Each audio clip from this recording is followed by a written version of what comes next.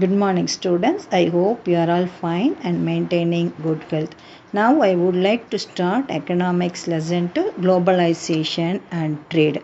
In India, in early days, we followed closed economic policy for a long time period since independence. But due to increasing population and unfavorable balance of trade, we are unable to maintain the economy. So, the government introduced new economic policy in 1991, that is our LPG, liberalization, privatization and globalization.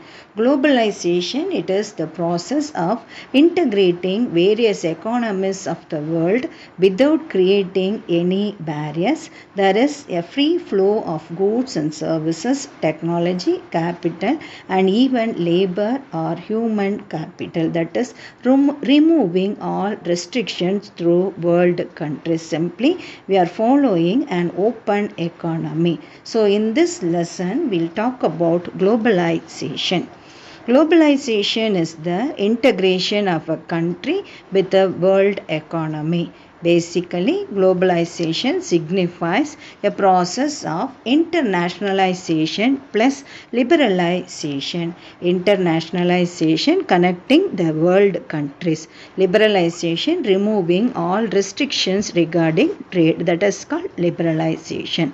The term globalization was introduced by Professor Theodore Levitt. Regarding the history of globalization, we can divide that into three stages. Stage 1, Archaic globalization. Stage 2, Proto-globalization. And third one, Modern globalization. These are the history of globalization. There are three stages. First one, Archaic globalization. Andre Gunder Frank argued that a form of globalization has been in existence since the rise of trade links between Sumer and Indus Valley civilization in the 3rd millennium BC. That is, our Indus Valley people, they made trade with Sumerian peoples in the 3rd BC itself.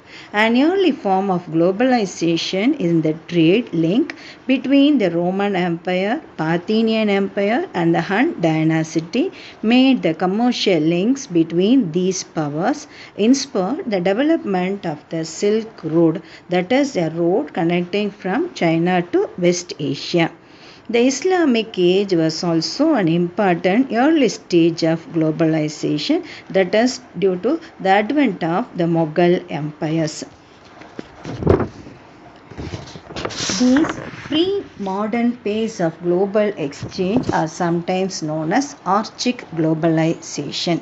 Then second one, Proto-globalization. European empires in the 16th and 17th century came to India through their sea route, that is during the maritime trade practices. In the 17th century, globalization became private business phenomena like English East India Company, the French East India Company and the Dutch East India Company. These are about the advent of Europeans enter into our India, that is called proto-globalization.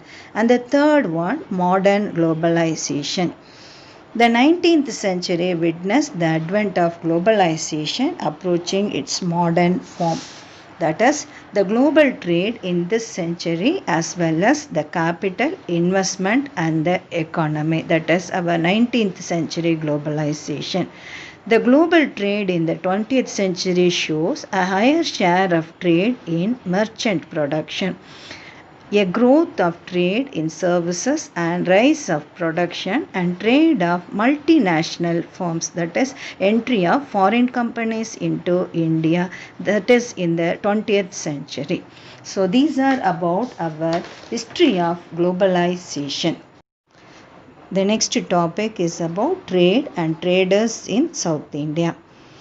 Southern Indian trade guilds were formed by merchants in order to organize and expand their trading activities. Here, guilds, that is an association of group of merchants, is called guilds. The merchants, they form an association to make their trade.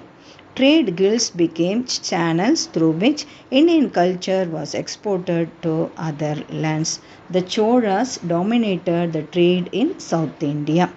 In the year 1053 AD, the Kalinga traders brought red-colored stone decorative objects for trade and also cotton textiles to Southeast Asia at an early date.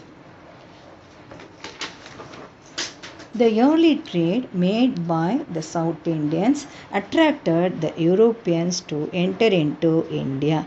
In a due course, the discovery of a new sea route from Europe to India via Cape of Good Hope, that is Cape of Good Hope, it is in South Africa, by Vasco da Gama had far-reaching repercussion on the civilized world.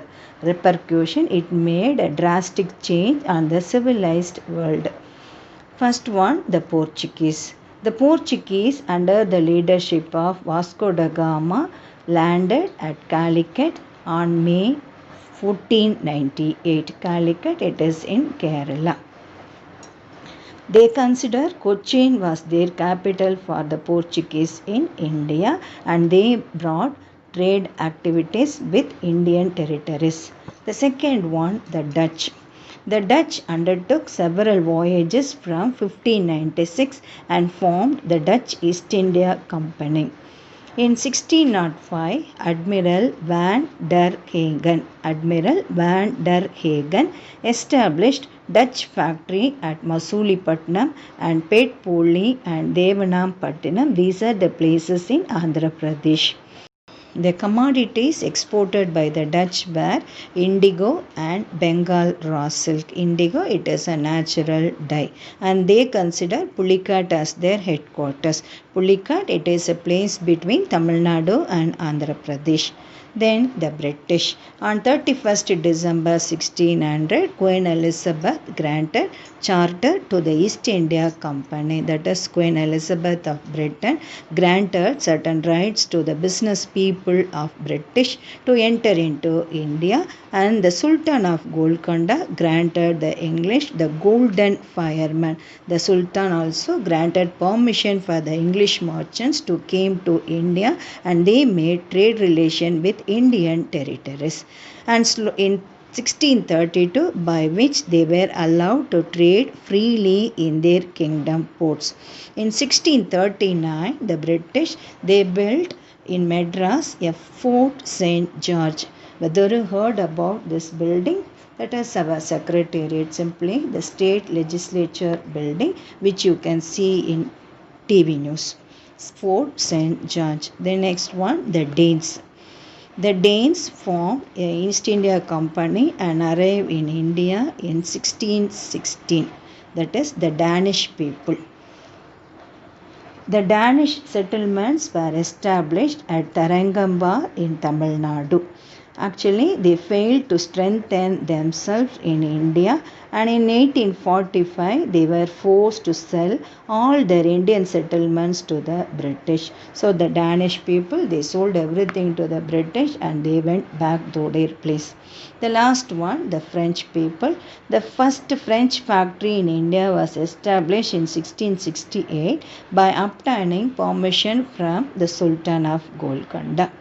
In 1701, Pondicherry was the headquarters of the French people, and they also started the French East India Company and started trade with Indian territories, particularly in the southern part of India. These are about the historical perspectives of trade and traders of South India. Thank you, Ma.